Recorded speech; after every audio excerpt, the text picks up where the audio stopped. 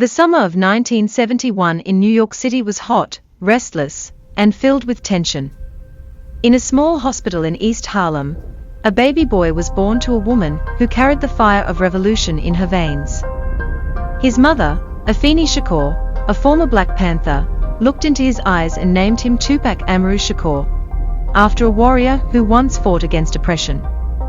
From the very start, destiny had marked him for something greater. A young dreamer. Tupac's childhood was not easy. Poverty shadowed his home, and the streets whispered danger. But the boy was different, sensitive, curious, and gifted with words. When other kids played games in the alleys, Tupac wrote poems, memorized Shakespeare, and studied theater. At the Baltimore School for the Arts, he found his voice, performing with a rawness that stunned teachers and classmates.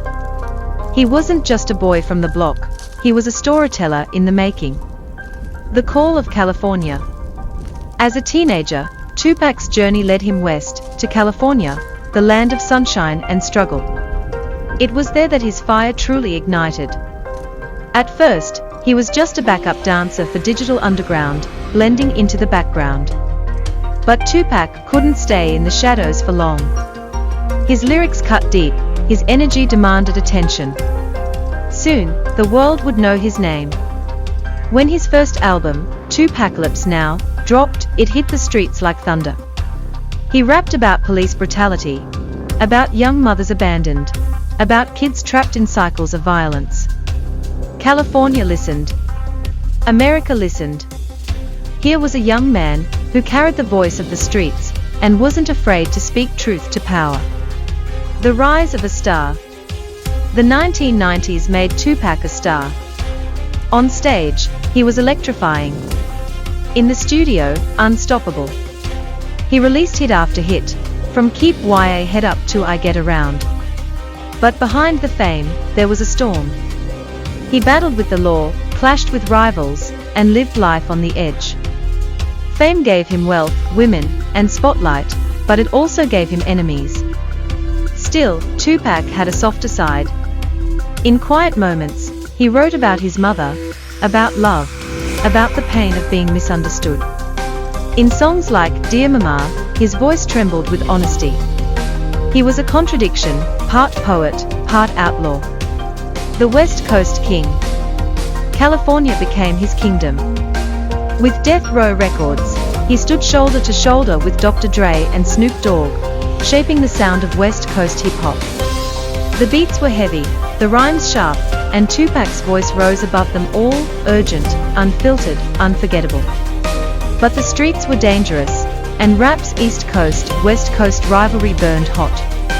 Tupac was right in the middle of it. He spoke loud, he lived fast, and the world watched as the young king carried both greatness and a target on his back. The Last Night. September 7, 1996. Las Vegas. Tupac rode through the neon streets in a black BMW, music blasting, the night alive with energy. Moments later, gunfire tore through the air. In an instant, the dream was shattered. 6 days later, the world lost him at just 25 years old. California mourned. The world mourned. It felt impossible. How could someone with so much fire, so much life, be gone? The legend lives on. But Tupac was never truly gone. His words, his music, his spirit, they stayed. From murals on Los Angeles walls to playlists blasting in cars worldwide, his presence is everywhere. His poetry still inspires, his philosophy still challenges, his passion still burns. Tupac Shakur, the boy who dreamed, the man who fought, the rapper who ruled California, became a legend. Not just a rapper, but a voice of a generation. And though his story ended too soon, his message lives forever. Reality is wrong. Dreams are for real. If you enjoy this video, please subscribe and share. Follow us on TikTok for more videos like about left legends like Tupac.